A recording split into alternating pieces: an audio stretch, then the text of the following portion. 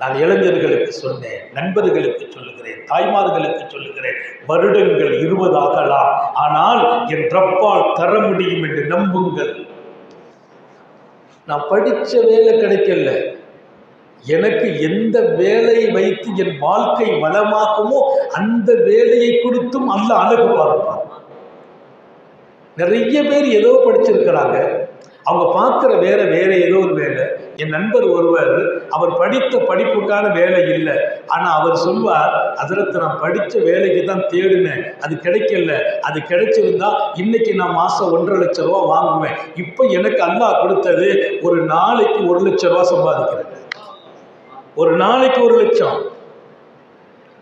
படித்த வேலை கிடைக்கலங்கிறதுக்காக அல்லாஹ் மேல கோபப்படுவதா? அவன் எதையாவது கொடுப்பான், அதை எடுத்துக்க. ஏன் தெரியுமா? உனக்கு இன்னும் தேவை என்று அறிந்தவன் அதை விட கூடுதலான வழியை திறந்து காட்டுவான். அவன் மீது நம்பிக்கை மாத்திரம் இழக்கக்கூடாது. அவனையே நான் நம்பவில்லை என்றால் யாரை நம்புவது? யாரை? நண்பனையா, அன்பனையா, வீட்டையா, குடும்பத்தையா? எல்லாரையும் அவன் தானே வளர்க்க வேண்டும், கொடுக்க வேண்டும்.